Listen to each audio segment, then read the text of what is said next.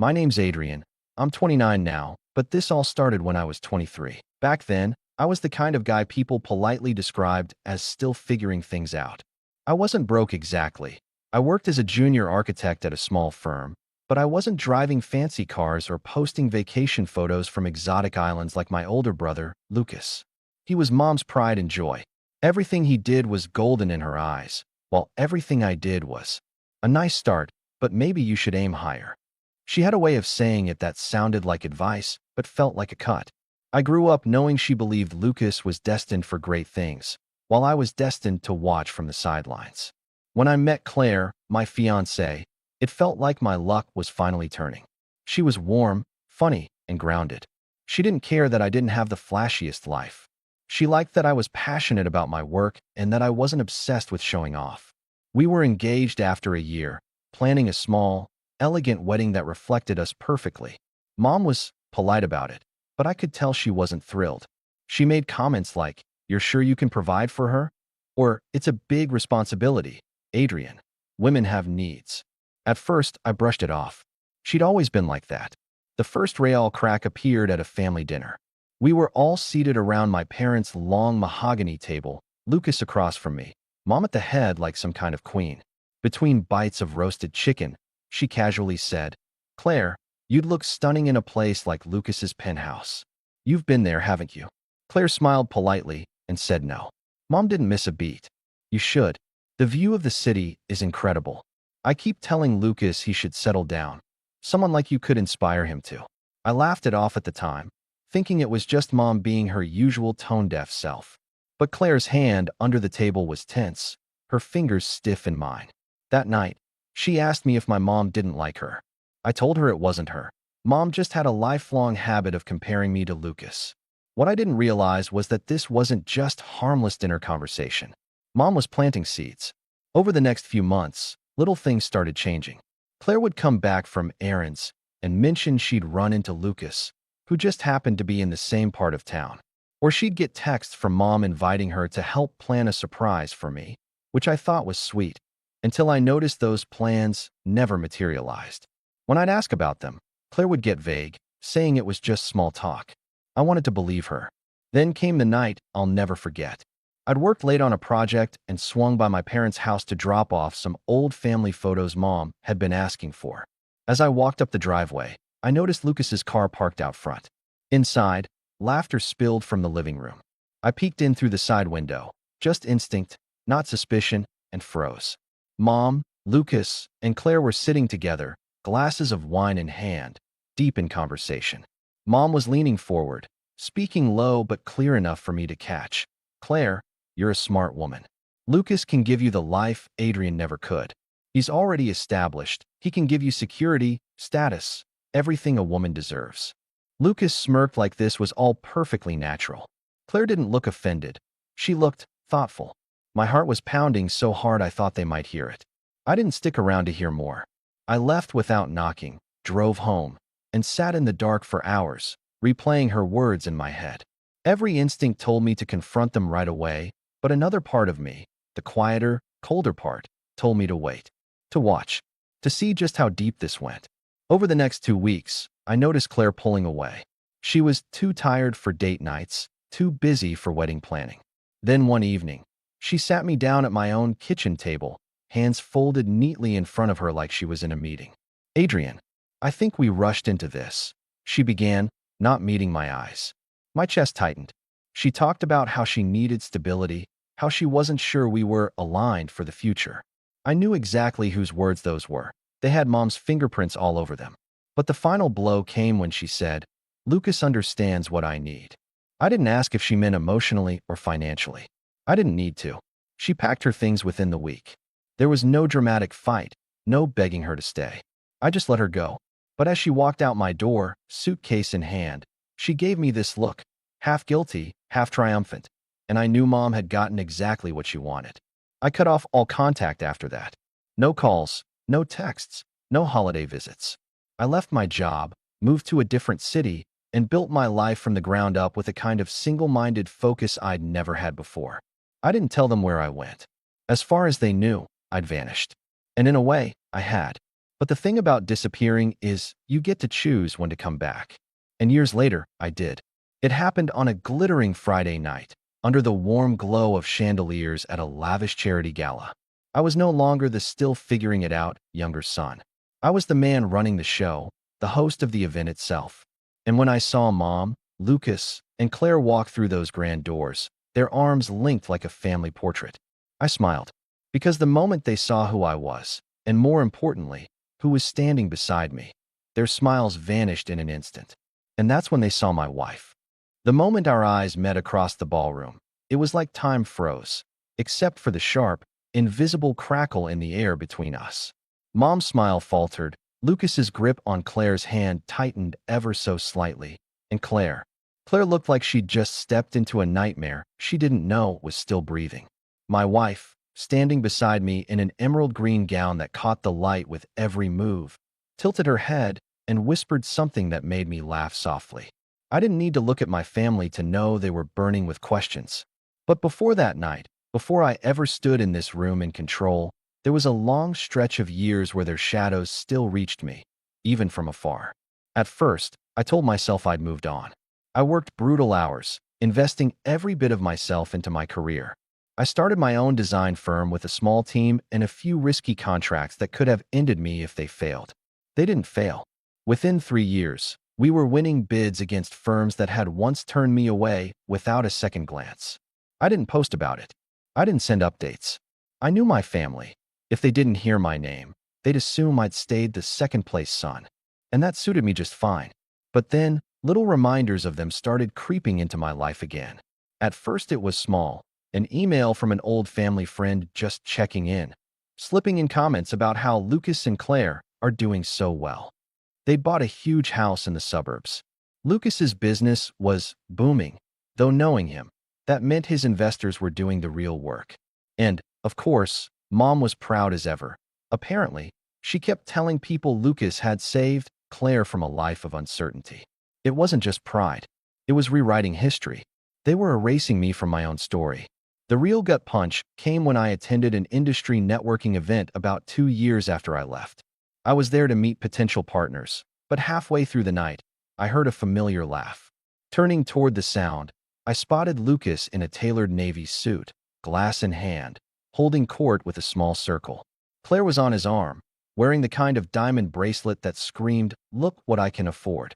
I considered walking the other way, until I realized they hadn't seen me yet. That's when I overheard Lucas say, "Yeah, my mom always knew I was the one who'd make something of himself. My brother, well, he meant well, but he didn't have the drive." Claire saw that too. The people around him chuckled politely, and Claire just sipped her wine with the faintest smirk. It was such a clean, public dismissal of my entire existence that I had to walk outside before I said something I'd regret. After that night, the anger stopped being a dull background noise. It became something sharper, something I could use. Still, they kept popping up.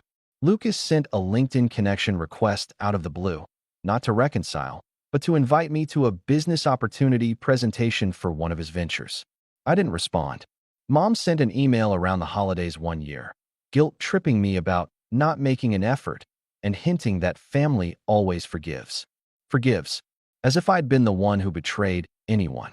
And yet, I could tell from the way they kept trying to loop me in, on their terms, that they wanted to keep me in my place. They wanted me to see their success, to silently acknowledge their version of events, that I was the one who'd been left behind. What they didn't know was that my life had quietly grown far beyond theirs. I'd moved into a penthouse, not to show off, but because I could.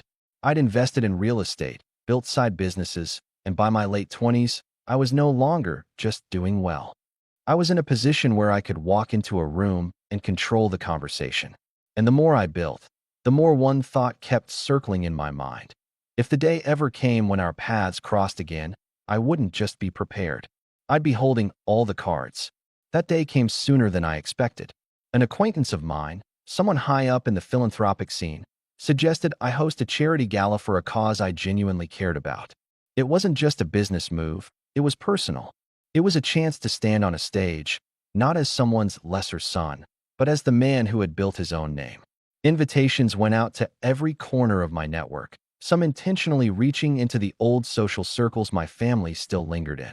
And so, that night in the grand hall, under crystal chandeliers, with cameras flashing and a string quartet playing in the background, I saw them walk in. Mom, Lucas, and Claire, dressed to impress, clearly thinking they were the stars of the evening, until they realized whose name was printed on the gold-trimmed program. Lucas's face flickered with something between surprise and discomfort. Mom tried to recover with a gracious smile that didn't quite reach her eyes. And Claire, her eyes darted from me to my wife, and something in her expression tightened, like she'd just been caught in a memory she didn't want to remember. I could feel the tension building, like a bow being drawn back. But I didn't walk over. Not yet. I wanted them to stew in it, to feel the ground shift under their feet as the night went on. And then, in a moment I'll never forget, Mom leaned toward Lucas and whispered something, probably thinking I couldn't see, and he nodded. Whatever she said, it was clear they were already scheming. They still thought they could play me. That was their first mistake. It happened just 40 minutes into the gala, right after the first round of speeches ended. I had been making my way through the crowd, shaking hands, smiling for photos, and letting my wife handle conversations with some of the higher-profile donors. From across the room, I noticed Lucas and Claire slip away from the main floor. At first, I thought nothing of it. People wander off all the time at these events. But then I caught a glimpse of my mother following them. Something in my gut tightened. It wasn't curiosity that pulled me after them. It was instinct. The same instinct that had made me pause outside that living room years ago when I first heard my mother offering my fiancé to my brother like a business deal. I moved quietly, weaving through waiters carrying trays of champagne until I reached a side corridor leading toward the private lounge area. The gala venue had a handful of smaller rooms set aside for quiet meetings, and I found the three of them in one of these, the door half open. My mother's voice carried just enough for me to catch her words. "You need to use this. He's in over his head here. All this flash, all these people, it's just for show. Find out who's backing him. If we can get in on it, we can make sure he doesn't shut us out again." Lucas leaned against the wall, looking smug. I doubt he's got the capital for something like this on his own. Probably some investor propping him up. We figure out who. Maybe we offer them a better deal. Then Claire's voice, calm, measured, as if she were discussing nothing more serious than a dinner menu, cut in. "Or," she said, "I could just talk to him. He used to trust me.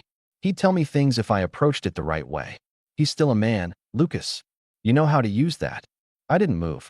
I just stood there, absorbing each word like a slow drip of poison. They weren't just here to crash my event. They were actively plotting to undermine me, to pry into my business, to take something they assumed I hadn't earned. And Claire, she wasn't just my ex. She was the woman who had once promised to marry me, now casually offering to manipulate me like a mark. It was surreal, standing there in my own event space, in a tailored suit I'd bought with my own money, listening to the same people who had gutted me years ago try to do it again. I thought about walking in right then, about tearing into them in front of each other, but something stopped me. Not fear, strategy. Because in that moment, I realized something important. They hadn't changed. All these years, they still thought I was the same younger brother, the same son they could push around. They were so convinced of their own superiority that they didn't even consider the possibility that I might be listening, that I might already know more than they did. But as I stood there, my chest tight with anger, my wife appeared at the far end of the corridor. She caught my eye and raised an eyebrow, silently asking what was going on. I gave the faintest shake of my head, a signal to hold back. She didn't press. Instead, she turned and disappeared into the crowd again, giving me the space to make my decision. And that's when I heard the final, unfiltered truth spill from my mother's mouth. He was always the weak one. He's lucky we even came tonight. This could be our way to finally fold him into something worthwhile. And if he doesn't play along, she let the sentence hang. Lucas smirked. Claire looked at him, and then back toward the ballroom, like she could already see the path opening. That was it. The last shred of lingering family loyalty I'd been holding on to snapped clean in two. Whatever hope there had been for reconciliation, for some kind of civil coexistence, was gone. They had made it perfectly clear they weren't here for me. They were here for what they thought they could take from me. I stepped back from the doorway, my decision already forming in my mind. If they wanted a game, I'd give them one. But it wouldn't be the one they thought they were playing. And for the first time in years, I felt that same cold, quiet resolve I'd felt the night Claire walked out of my apartment. Only this time, I wasn't going to disappear. This time they were. I didn't confront them that night. Not yet. That was the hardest part. Walking back into the main ballroom with my face composed, my posture steady, while inside, my stomach churned like I'd swallowed glass. My wife glanced at me when I returned to her side. She didn't ask what happened, but the slight narrowing of her eyes told me she already had a guess. The rest of the evening was a blur of polite conversation, clinking glasses, and forced smiles. Every time I looked across the room, I caught them watching me. My mother with that same assessing gaze she'd worn my whole life, Lucas with a calculating smirk, and Claire with an expression I couldn't quite read. Was it curiosity? Anticipation? Or just the same quiet arrogance she'd shown when she left me? When the gala ended and the last guests filtered out, I stayed behind with my team to handle a few final details. The music was off, the lights dimmed, and the silence of the now empty hall felt heavy. I could still hear my mother's voice in my head, every word replaying on a loop. Week 1, get in on it. He's lucky we came. That night, lying in bed, I stared at the ceiling while my wife slept beside me. I felt something I hadn't felt in years, a familiar ache, the same one I'd carried in those first months after they betrayed me. Back then, it had been loneliness. This time, it was something sharper. It wasn't that they'd hurt me again. It was that they'd reminded me just how much I had let their absence shape me. Over the following weeks, I went through the motions of my life, but I wasn't myself. I made small mistakes at work, not enough for anyone to notice, but enough for me to feel it. I found myself replaying every past slight, every moment when I had stood in their shadow, every time I'd swallowed my pride instead of speaking. It was like reopening an old wound that had never fully healed. I started avoiding social events where they might appear, declined invitations from mutual acquaintances. My wife noticed and asked if I was feeling burned out. I told her I was just tired from work, but that wasn't the truth. The truth was, I felt that same urge I'd felt years ago, the one to vanish, to put a wall between myself and anything connected to them. But here's the thing, I didn't. Because somewhere in that fog of frustration and exhaustion, I realized I had two options. I could let them push me back into the shadows like they'd done before. Or I could turn this boiling, unspent anger into something else, something useful. So I started paying attention again, watching, listening. Whenever someone mentioned Lucas's business, I asked casual questions, just enough to learn that things weren't as rock solid as he liked to pretend. Rumors of missed deadlines, investors pulling out. Claire, I heard, was keeping up appearances, but a few people hinted she wasn't exactly happy playing the perfect wife role. I didn't make any moves yet, not outwardly, but in my mind, pieces were shifting into place. I started to imagine what it would look like to not just defend myself this time, but to hit back, publicly, unmistakably, and in a way they couldn't twist. Still, the ache lingered. I'd come so far, and yet, seeing them again had reminded me just how much I'd built my success in reaction to them. It wasn't enough to just keep building my life anymore. No, I needed to make sure they knew exactly who I'd become without them, and what crossing me would cost. And as I began quietly laying the groundwork, I realized something chilling. They were still trying to play their game. Every so often, a mutual friend would pass along a message from my mother, asking if we could meet for coffee. Lucas sent a text, just one, saying we should talk about opportunities. Claire didn't reach out directly, but I heard through the grapevine that she had been asking about my wife. They thought they were circling me, but I was already building the trap. I decided the first step wasn't confrontation, it was elevation. If they thought they could still reach me, still get close enough to play their games, I'd rise so far above their reach that they'd have to crane their necks just to see where I was standing. The months after the gala were a blur of calculated momentum. I threw myself into my firm with a precision that bordered on obsession. Every pitch we made was sharper, every proposal backed by research so airtight it was impossible to refuse. I expanded into markets I'd been cautious about before, high-end commercial spaces, luxury residential projects for clients with deep pockets and long memories. These weren't just jobs, they were statements. And the statements were heard. Within 8 months, my company was not just profitable, it was thriving. We landed a project that put my name in industry publications, the kind of coverage that sticks in people's minds. My face was on the cover of one magazine, smiling in front of a model of a high-profile development. It wasn't vanity, it was visibility. The more my name appeared, the more I noticed a shift in the way people treated me. Doors that had been closed years ago now opened with invitations. Meanwhile, I didn't just focus on architecture. I diversified. Real estate investments, partnerships in hospitality, even a small stake in a tech startup run by a friend from my early career days. Every move was deliberate. Every step made it harder for them to believe the week one narrative they'd been feeding people. And as my professional life soared, so did my personal one. My wife and I traveled. Paris, Santorini, Kyoto. Each trip a reminder of the life I'd built without anyone's approval but my own. She was more than a partner. She was my sounding board, my confidant. She never pushed me to act against my family, but she understood. Sometimes, she understood without me even having to say the words.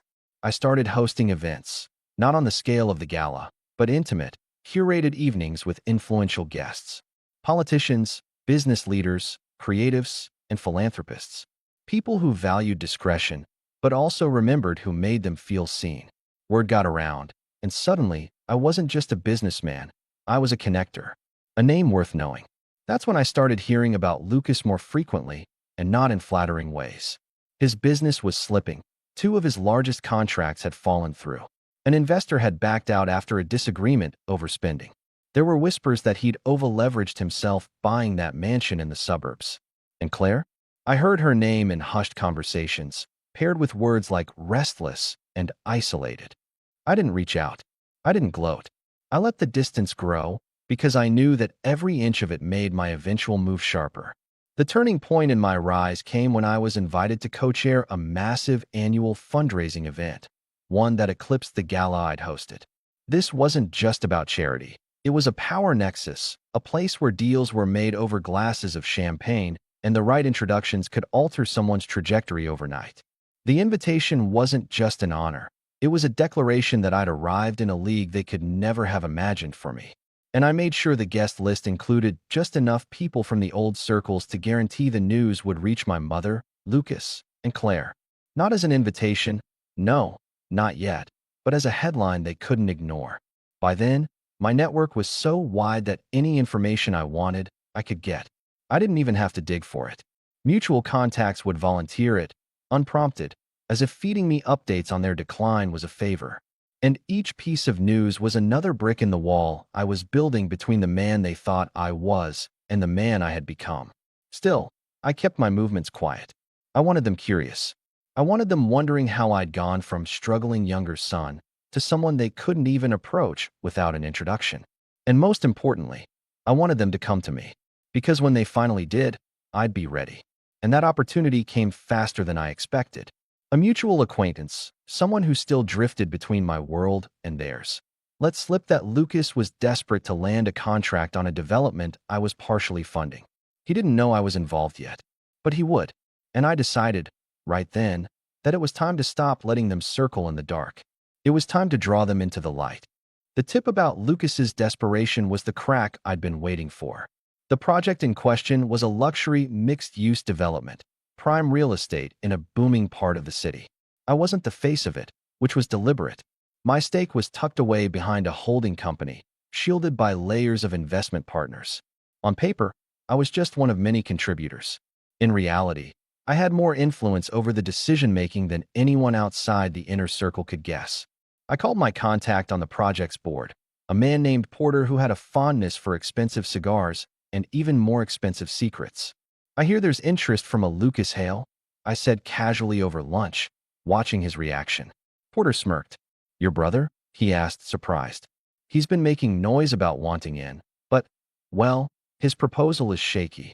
And between you and me, his reputation isn't exactly helping." That was useful, more than useful. Reputation, in my circles, wasn't just about image, it was currency. And Lucas was running low. I leaned back, swirling the last sip of my drink. If he pushes again, tell him the board's considering other candidates. But I paused just long enough to make it sound like an afterthought. If I were to back someone's involvement, it might carry weight. Porter caught on immediately. He didn't press for details. In this world, knowing too much could be a liability. But the seed was planted.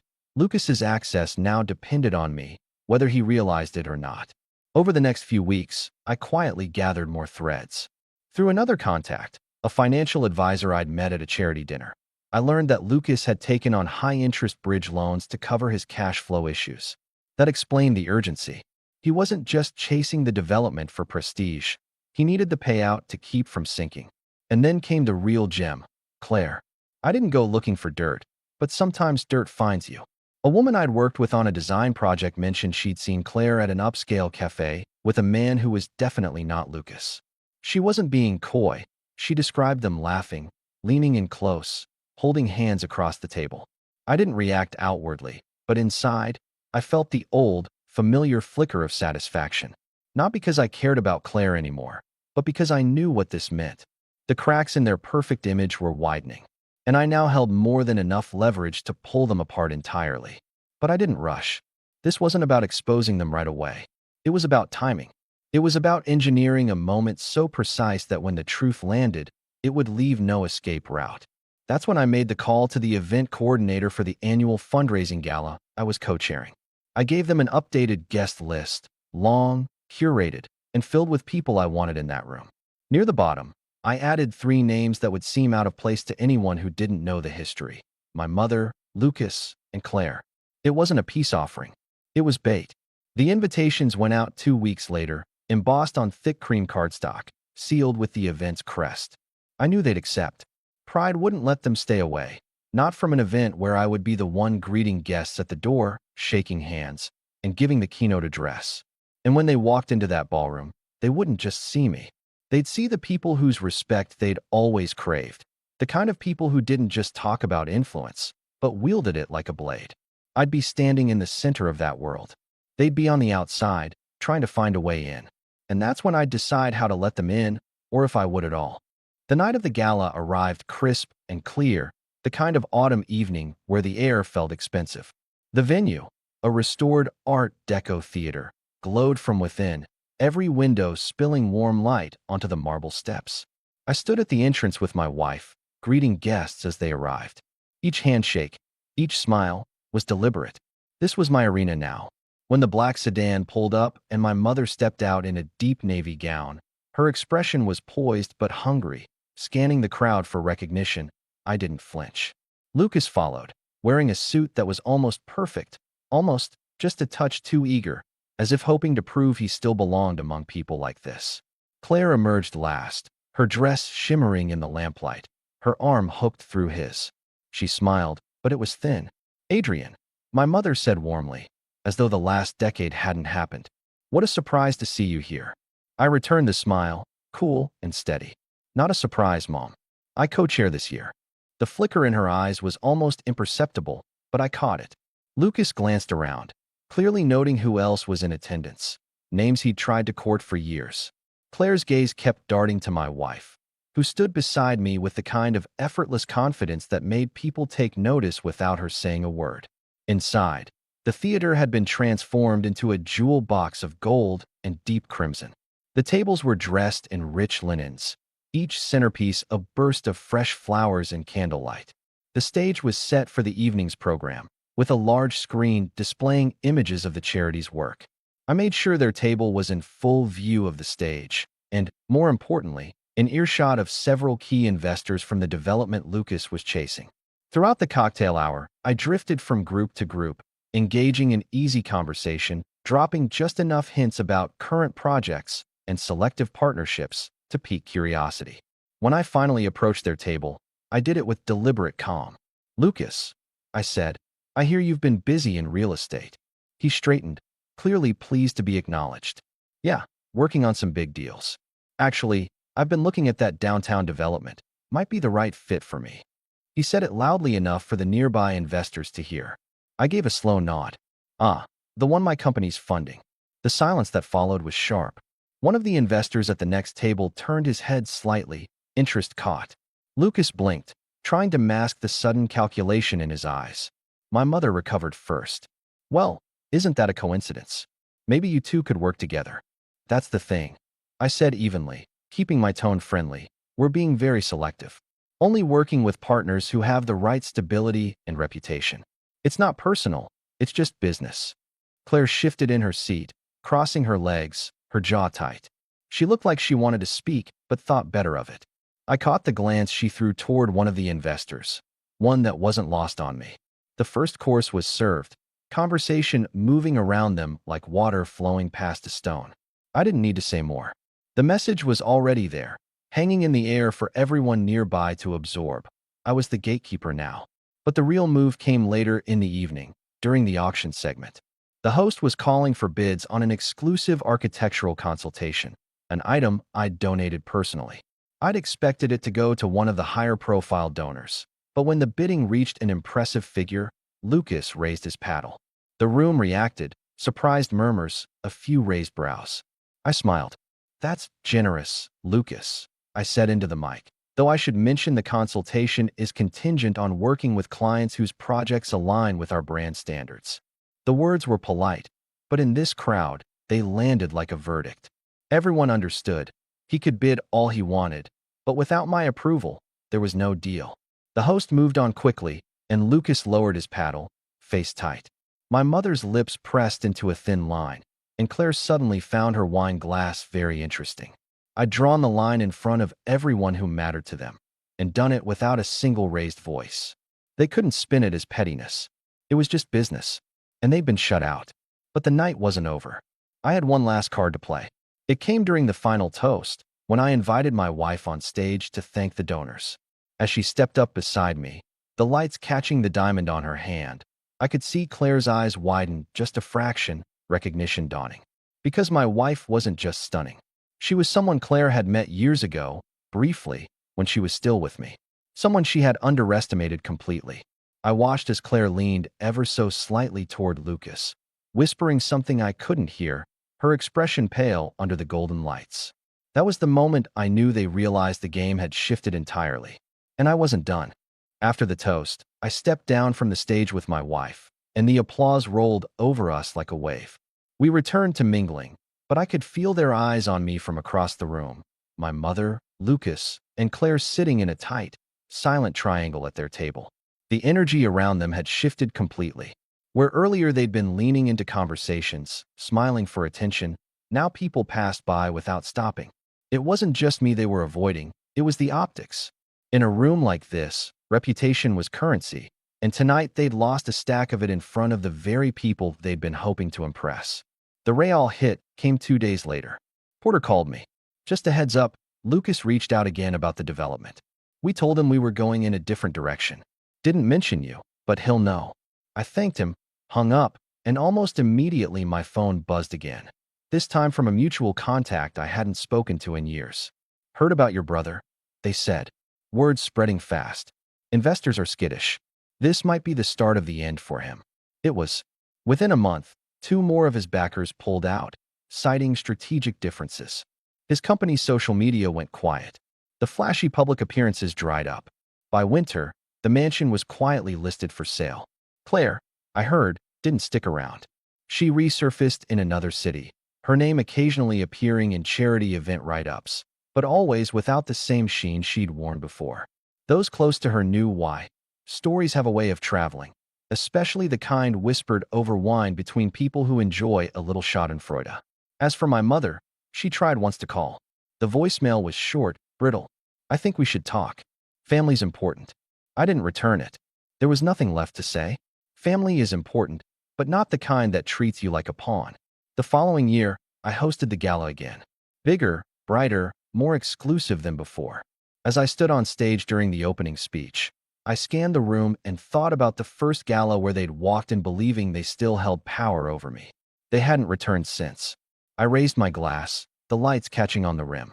"To progress," I said, smiling at the sea of faces before me, "and to remembering that those who doubt you often end up proving you right."